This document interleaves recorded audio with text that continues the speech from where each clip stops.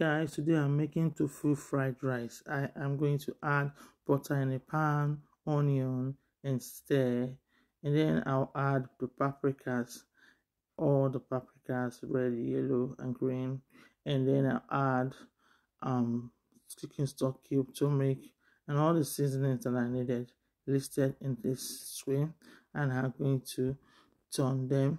I'll add shrimp, and then I add my tofu, and this is a very healthy recipe. And I'm going to add cooked rice. Yes, you can add cooked rice to this or leftover rice and then turn them together.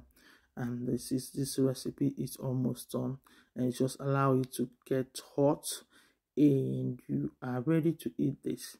Look at how it is tofu fried rice. Thank you for watching. Until I come your way next time, see you soon. Bye.